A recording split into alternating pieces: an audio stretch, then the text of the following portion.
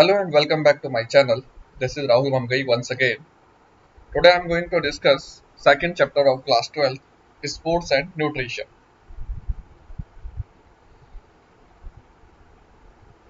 इसमें हमको पढ़ना है balance diet and nutrition, macro and micro nutrition, संतुलित आहार तथा पोषण, बृहद मैक्रो को कहते हैं, सूक्ष्म माइक्रो पोषक तत्व होते हैं, आहार के पोषक तथा गैर पोषक घटक, nutritive and non nutritive component of diet, eating for weight control, the healthy weight, the pitfall of dieting, food intolerance and food myths. भार नियंत्रण हेतु भोजन करना, स्वस्थ भार, डाइटिंग या अल्पाहार के खतरे, खाद्य असहिष्णुता तथा भोजन मिथक, ये सभी टॉपिक हमको इसमें कवर करने हैं। First one, food. Food is any substance consumed to provide nutritional support and maintain life and growth of an organism. भोजन कोई भी पदार्थ है जिसका सेवन पोषण संबंधी सहायता प्रदान करने और जीव के जीवन और विकास को बनाए रखने के लिए किया जाता है, फॉर सर्वाइवल और ग्रोथ एंड डेवलपमेंट। इसके लिए कोई भी ऐसा सब्सटेंस जिसको हम ग्रहण करते हैं, कोई भी जीव ग्रहण करता है, वो भोजन कहलाता है।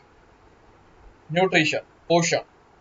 Nutrition is the study of a dynamic process in which food is taken, digested, observed, and then nutrients are utilized by the body for growth and development. भोजन, जो पोषण है, भोजन में पोषक तत्वों का अध्ययन है। ये स्टडी है,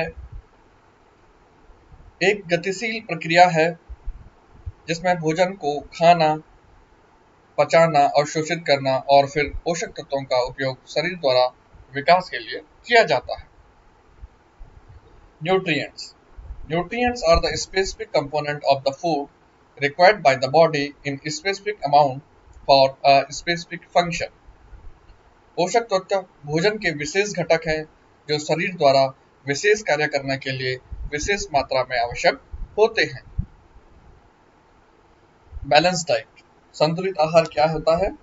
A diet in which all nutrients are present in fair and proper proportion to meet daily needs of a body is called a balanced diet. यहाँ पे ध्यान रखने वाली बात यह है, ऐसा आहार जिसमें सभी पोषक तत्व उचित मात्रा व उचित अनुपात में हों तथा वे शरीर की दैनिक आवश्यकताओं की पूर्ति करें, संतुलित आहार कहलाता है। तो यहाँ पे जो दो शब्द हैं उनको ध्यान रखना बहुत आवश्यक है, उचित मात्रा व उचित अनुपात। ये दोनों बहुत ही इंपॉर्टेंट हैं किसी बैलेंस डाइट के लिए। Next one, nutrients. पोषक तत्व कौन कौन से होते हैं? Macro nutrients and micro nutrients, बृहद पोषक तत्व और सूक्ष्म पोषक तत्व। तो जो बॉडी को ज्यादा अमाउंट में चाहिए, ज्यादा मात्रा में चाहिए, उनको कहते हैं मैक्रो, बृहद, और जो बॉडी को कम अमाउंट में चाहिए, सूक्ष्म अमाउंट में चाहिए, मात्रा में चाहिए, उसको कहते हैं माइक्रो न्यूट्रिएंट्स। मैक्रो न्यूट्रिएंट्स में आते हैं carbohydrate, protein, fat and water. Carbohydrate, protein, वसा और जल, ये मैक्रो न्यूट्रिएंट्स में आते हैं। ये ज्यादा मात्रा में चाहिए बॉडी को, इसलिए इनको बृहद पोषक तत्व में रखा गया है। विटामिन एंड मिनरल्स, जो कि हमें सूक्ष्म मात्रा में चाहिए, कम मात्रा में चाहिए, इनको माइक्रो न्यूट्रिएंट्स में रखा गया है। नेक्स्ट वन है कार्बोहाइड्रेट क्या है? Carbohydrate are compound of carbon, hydrogen and oxygen. जो कार्बोहाइड्रेट है वो किसके यौगिक है? कार्बन, हाइड्रोजन और ऑक्सीजन के। मेन सोर्स ऑफ एनर्जी, ये क्या है? मुख्य स्रोत हैं ऊर्जा के।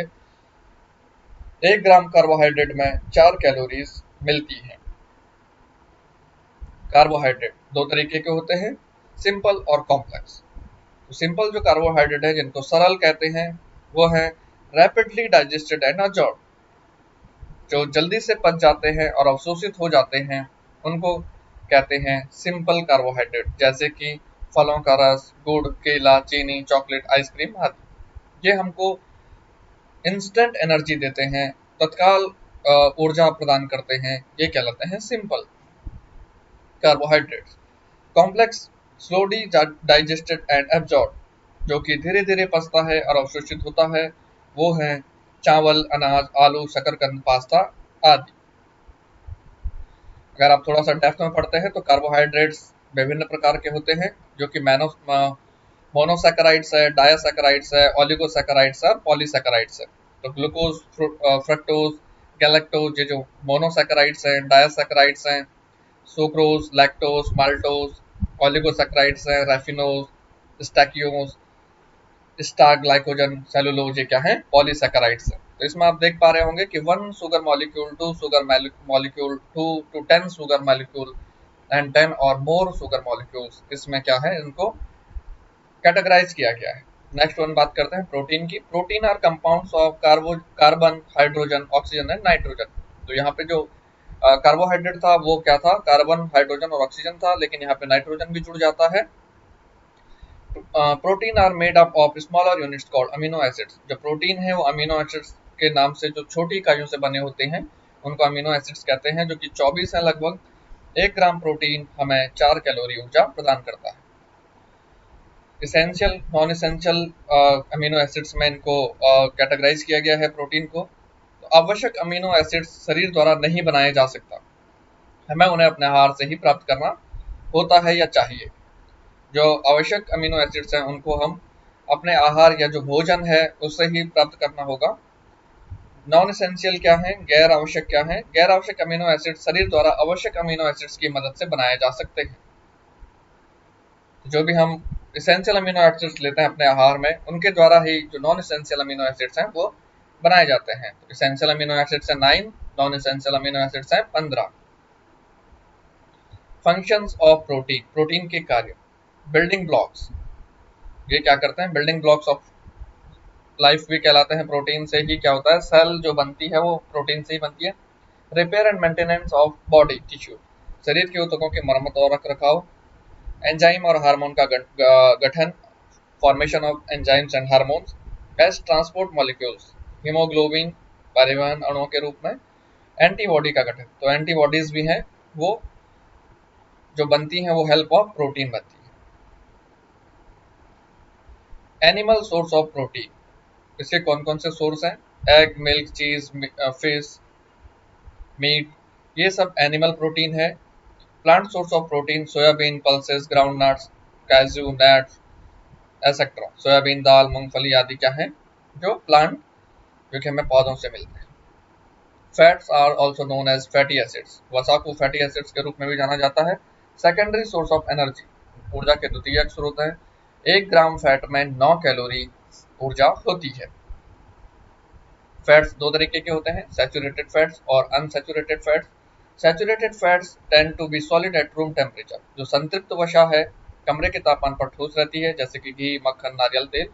अनसैचुरेटेड फैट जो असंतृप्त वसा है वो कमरे के तापमान पर तरल रहती है, जैसे कि olive oil, palm oil, groundnut oil, soybean oil, sunflower oil etcetera.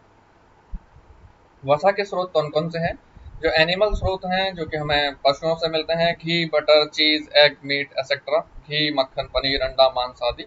Plant source क्या हैं, जो कि हमें पौधों से मिलते हैं, सूरजमुखी का तेल, सरसों का तेल, जैतून का तेल, मूंगफली का तेल, नारियल का तेल आदि।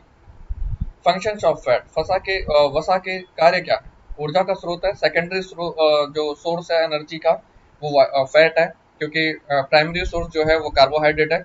जब किसी व्यक्ति की बॉडी से कार्बोहाइड्रेट पूरा खत्म हो जाता है तो बॉडी स्विच करती है फैट में, जैसे कि मैराथन रनर्स के बॉडी में ऐसा देखने को मिलता है।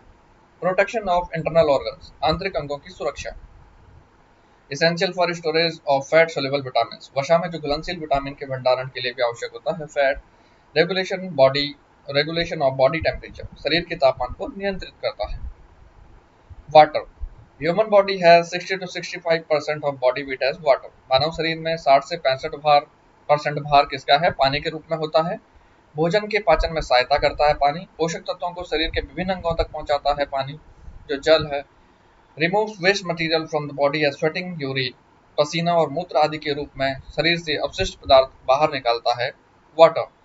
Regulates and maintains body temperature, शरीर के तापमान को बनाए रखने में मदद करता है। प्रिवेंशन फ्रॉम डिहाइड्रेशन, डिहाइड्रेशन निर्जलीकरण से बचाव करता है। इतने सारे काम हैं वाटर के। यहाँ पे दो डिजीज हैं एक तरीके से, जो डेफिशिएंसी डिजीज हैं प्रोटीन की, वो है क्वासियोरकर और मैरास्मस। तो ये दो आपको याद रखनी है, आपके एग्जाम में पूछा जा सकता है। Dietary reference for macronutrients, adult, मतलब अडल्ट में जो मैक्रोन्यूट्रिएंट्स का डाइट्री है वो किस तरीके से होता है। कार्बोहाइड्रेट 45 से 65%, फैट 20 से 35%, प्रोटीन 10 से 35%। तो ये एक नॉर्मल ह्यूमन बीइंग का है जो अडल्ट है। Note, depend upon many factors like age, height, weight, gender, lifestyle, health, disease etcetera. ये चेंज हो सकता है इसका रेशियो किसके हिसाब से, उम्र, ऊंचाई, वजन, लिंग, जीवन शैली, स्वास्थ्य, बीमारी आदि जैसे कई कारकों पर निर्भर करता है। Dietary reference intake for macronutrients. कोई व्यक्ति जो स्ट्रेंथ ट्रेनिंग कर रहा है, कोई एक एथलीट है जो रनिंग कर रहा है, उसके लिए डाइटरी जो इंटेक्स हैं वो चेंज हो सकते हैं, उनके रेशियो में चेंजेस हो सकते हैं। माइक्रोन्यूट्रिएंट्स की बात करते हैं, जो सूक्ष्म पोषक तत्व हैं तो वो दो तरीके के हैं, विटामिन और मिनरल। विटामिन क्या होता है? विटामिन आवश्यक पोषक तत्वों के रूप में वर्गीकृत कार्बनिक यौगिकों का एक वर्ग है जो शरीर द्वारा बहुत कम मात्रा में आवश्यक होते हैं, इसलिए ये सूक्ष्म पोषक तत्वों की श्रेणी में आते हैं। इसके बाद चलते हैं कि विटामिन कितने प्रकार के होते हैं। तो दो तरीके के विटामिन होते हैं, जल में घुलनशील और वसा में घुलनशील। जो विटामिन बी और विटामिन सी है वो जल में घुलनशील हैं, वाटर सोल्यूबल हैं, और जो ए, डी, ई एंड के है वो फैट सोल्यूबल विटामिन हैं। Each vitamin has a specific function to perform, and deficiency of any particular vitamin may lead to specific deficiency disease. प्रत्येक विटामिन का एक क्या है, स्पेसिफिक फंक्शन है, विशिष्ट कार्य है, और किसी विशिष्ट विटामिन की कमी से विशिष्ट रोग हो सकता है। तो उनके बारे में हम आगे जानेंगे। Fat soluble vitamin. तो fat soluble vitamin, vitamin A जिसका कि केमिकल नेम है रेटिनॉल, ये आपको याद करना होगा। ये किसके लिए important? For vision and healthy skin. जो दृष्टि है, जो देखने की क्षमता है, और त्वचा के लिए रिस्पॉन्सिबल होता है विटामिन ए। सोर्सेस क्या हैं? गाजर, शकरकंद, दूध, अंडे, हरी सब्जियां आदि। डेफिशिएंसी डिजीज कौन सी होती है? नाइट ब्लाइंडनेस जिसको कि रतौंधी कहते हैं, और एक होती है जीरोप्थाल्मिया। जीरोप्थाल्मिया क्या होती है कि इसमें आंसू बनना, जो लैक्रिमल है, लैक्रिमल ग्लैंड से जो आंसू बनते हैं वो बनना बंद हो जाता है। तो ये भी एक बहुत बड़ी समस्या है। विटामिन डी, कोलेकैल्सिफेरॉल और एर्गोकैल्सिफेरॉल इनको कहते हैं, responsible for increasing intestinal absorption of calcium, magnesium and phosphate and strong bones। जो मैग्नीशियम और फास्फेट के, कैल्शियम, मैग्नीशियम और फास्फेट के अवशोषण के लिए महत्वपूर्ण है विटामिन डी, और मजबूत हड्डियों और दांतों के लिए भी इम्पोर्टेंट होता है vitamin D. Sunlight, fish oil, milk, eggs इसके सोर्सेज हैं। डेफिशिएंसी डिजीज, रिकेट्स हो सकता है बच्चों में, और जब ये अडल्ट्स में होता है तो वयस्कों में होता है, तो वो कहलाता है ऑस्टियोमालेशिया। ये आपको याद रखना है। विटामिन ई, टोकोफेरल, ये इसका केमिकल नेम है टोकोफेरल।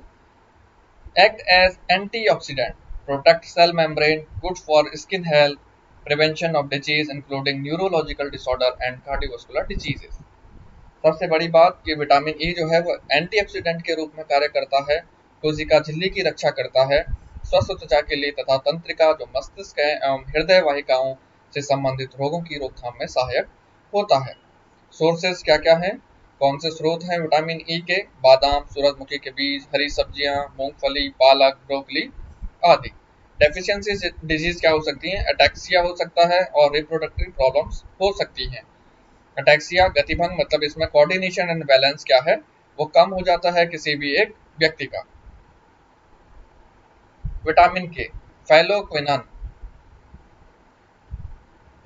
तो फाइलोक्विनन जो है फॉर कोगुलेशन ऑफ ब्लड, ये आपने बहुत पहले से पढ़ते आ रहे हैं कि विटामिन के रक्त का थक्का बनाने में सहायक होता है। हेमोरेज, जो रक्तस्राव कहते हैं जिसे, एवं घाव से अत्यधिक मात्रा में रक्त प्रवाह रोकने में भी मदद करता है। इसके सोर्सेज हैं पालक, ब्रोकली, दूध, अंडे, अंकुरित दाल, गोभी आदि।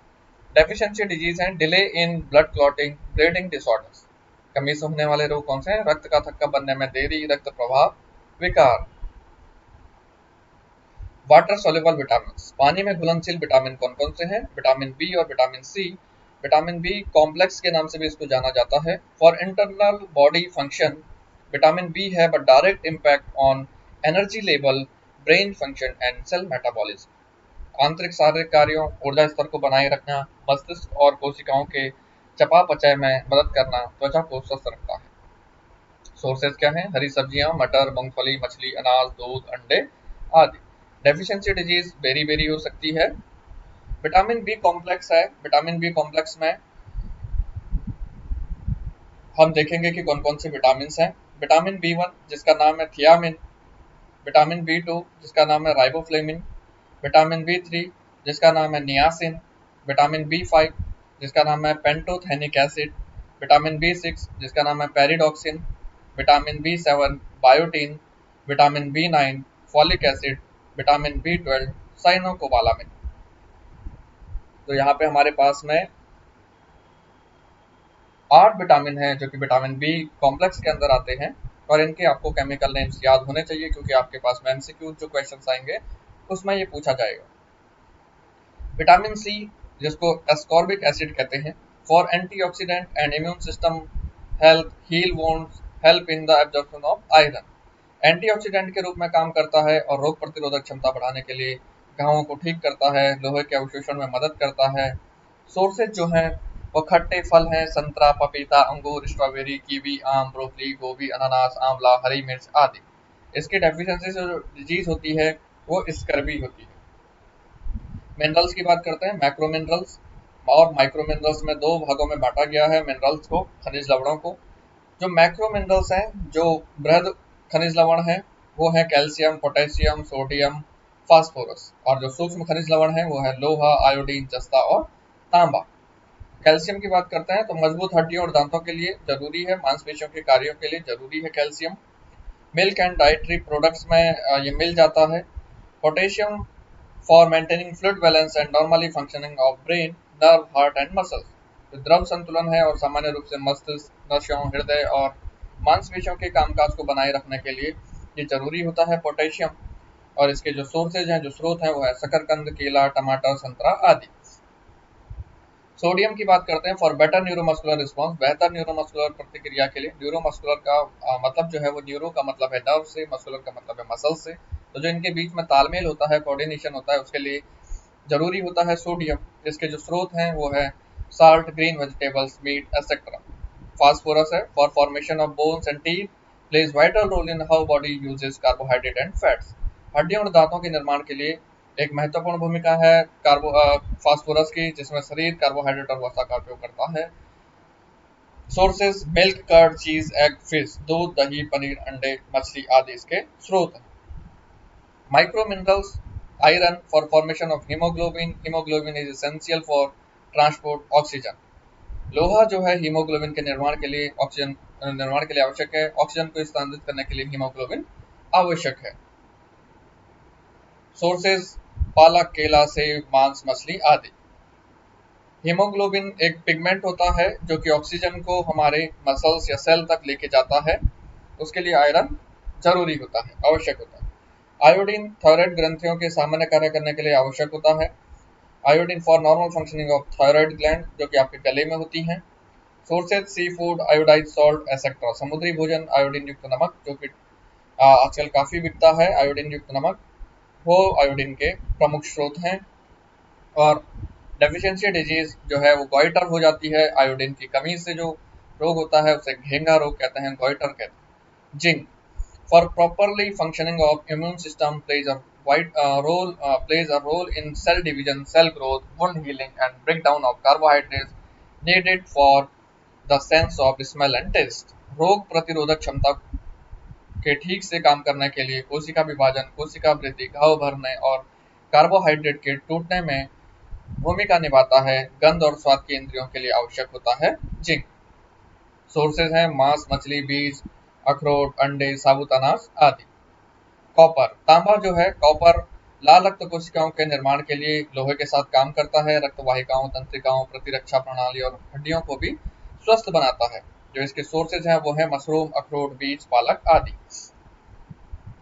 बात करते हैं मिनरल डेफिशिएंसी डिजीज, खनिज लवण की कमी से होने वाले कौन कौन से रोग हैं। आयरन की कमी से एनीमिया, जिसको कि कम हीमोग्लोबिन कहते हैं, लो हीमोग्लोबिन कहते हैं। इसकी जो हेल्दी रेंज होती है वो जो मेंस में है वो है 12 से लेके 15 तक, और जो वोमेन्स में है वो 10 से आप 11 से लेके 13 या 14 तक कह सकते हैं, डिपेंड करता है बॉडी के ऊपर, इंडिविजुअल के ऊपर। जिंक डिक्रीज इम्यून फंक्शन, जस्ता immune function, decrease immune function, जो इम्यून फंक्शन को घटाता है अगर जिंक की कमी है किसी भी व्यक्ति के शरीर में। आयोडीन, ग्वाइटर, घेंगा। Calcium, weak bones, teeth, gums जो मसूड़े होते हैं। सोडियम, हाइपोनेट्रेमिया, डिहाइड्रेशन, निर्जलीकरण।